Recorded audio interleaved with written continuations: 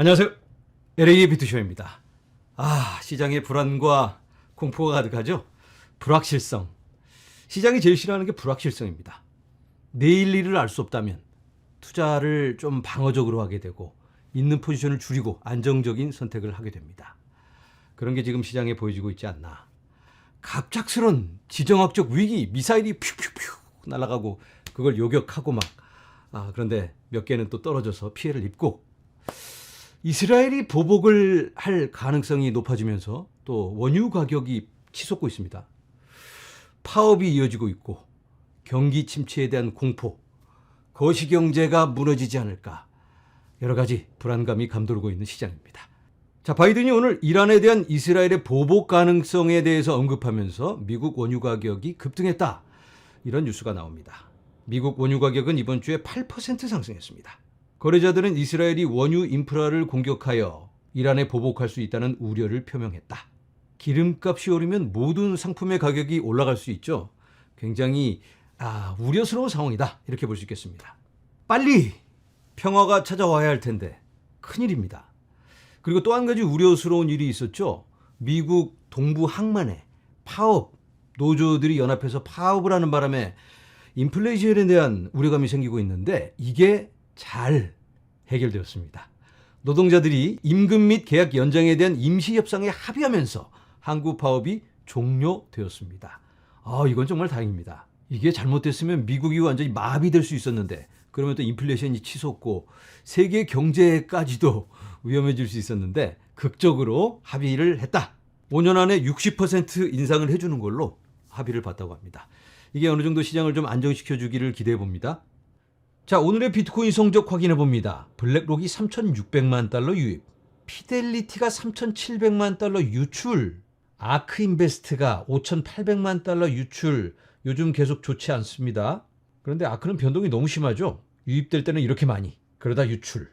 자, 다른 친구들은 거의 움직임이 없고요. 그레이스케일도 제로. 그래서 오늘은 5,400만 달러 순 유출입니다. 그래도 시장의 공포가 살짝 누그러지는 듯한 모습이죠. 이더리움 현물 ETF, 블랙록 1200만 달러 유입, 그리고 그레이스케일이 1400만 달러 유출. 그래서 320만 달러 순 유출. 이 정도면 선방했다. 자, 이제는 리플 소식을 전해봅니다. 리플 투자자들은 어느 정도 알고 계실 텐데요. 핸드폰 속 코인 가격을 보니까 뭔가 안 좋은 일이 있었던 게 분명하죠.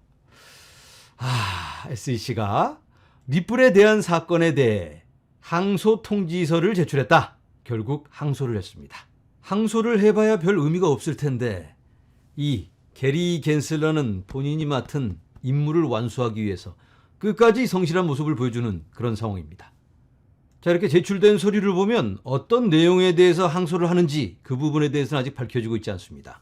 자, 그런데 SEC의 집행 책임자, 최고 법률 책임자입니다. 그레왈이라는 사람인데 이 사람이 사임을 합니다. 암호화폐에 대한 공격적인 단속으로 점철된 그의 임기 종료는 해당 기관의 암호화폐에 대한 접근 방식에 변화를 가져올 수 있습니다. 이 사람인데요. 이 사람이 그동안 암호화폐 분야에서 광범위한 불이행을 해결하기 위한 100개 이상의 집행조치를 권고했다고 규제기관은 밝혔습니다. 그동안 밥 먹고 소송만 걸었다. 암호화폐 회사들 다 잡아들여가면서 못살게 굴었다. 이런 이야기인데 이 사람이 예전에 청문회에 나와서 의회에서 탈탈 털린 적이 있습니다. 미국의 미래를 가로막는 말도 안 되는 소송을 통한 규제 이런 것들로 계속하면 다 개발자들, 암호화폐 회사들 떠나가는 거 아니냐. 미래 혁신에 어긋나는 이런 행동을 하면 어떡하냐. 명확성을 심어줘야지. 당신들 뭐 하는 거냐. 뭐가 되고 뭐가 안 되는지 알려줘야지. 거기에 맞춰서 할 거 아니냐. 암호화폐 회사들 법을 어기고 싶지 않습니다. 규제가 있다면 따르고 싶습니다. 그런데 알아야지 따르지. 캔슬러 대신 이 사람이 나와서 총알바지 하다가 이제는 더 이상 못 참겠다 이러고 그냥 털고 나가는 건지 아니면 요즘 연이은 패소에 책임을 지고 나가는 건지 그건 알 수 없지만 이 사람이 옷을 벗는다. 캔슬러도 이렇게 곧 되겠죠. 시간의 문제이지 않을까. 자, 이제는 지금의 이 시장의 불안감을 딱 털어버릴 수 있는 중요한 내용, 본질적인 내용을 나눠보도록 하겠습니다. 자, 화면에 보이는 차트.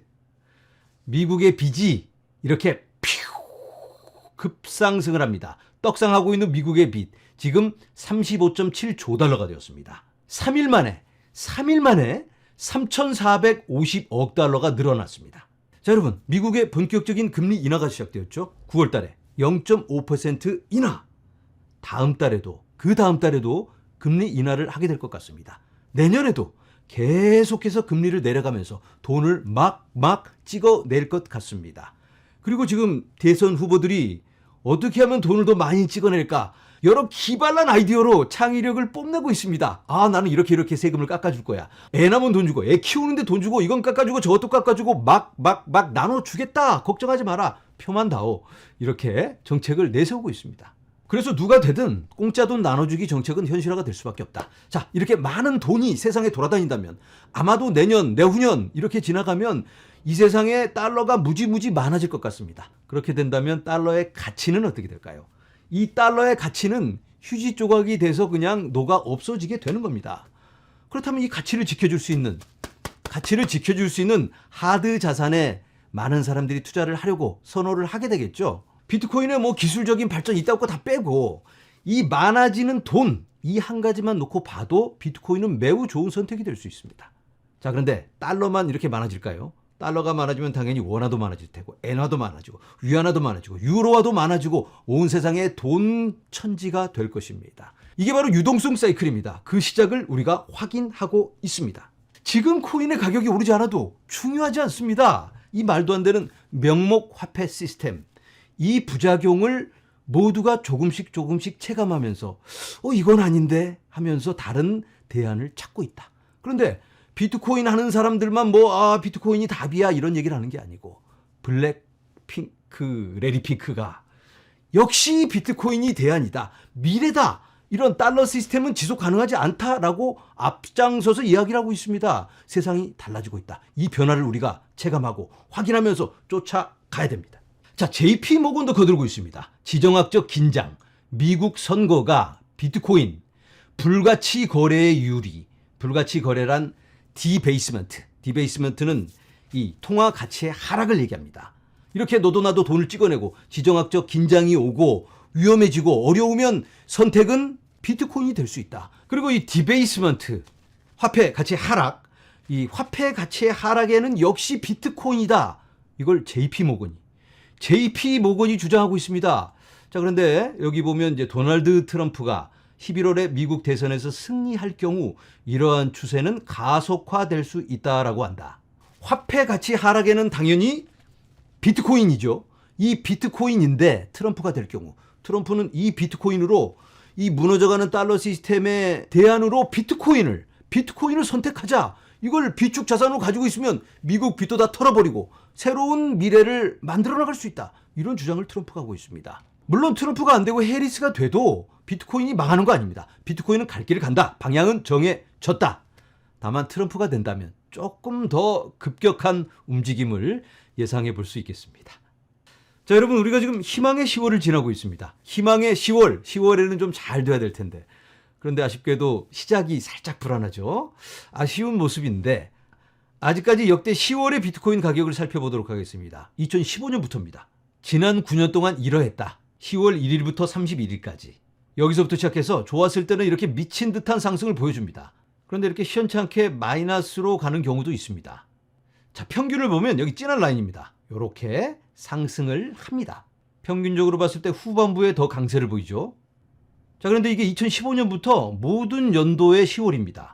반감기가 있었던 10월, 2016년, 2020년은 이러한 모습이었습니다.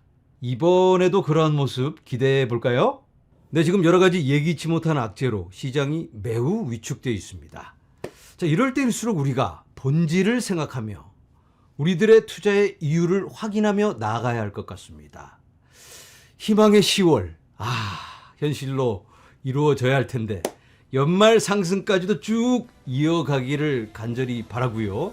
이 영상을 보시는 모든 분들 꼭 큰 결실을 맺는 그날을 맞이하기를 함께 응원하며 오늘은 여기서 인사드립니다. 여러분, 감사합니다.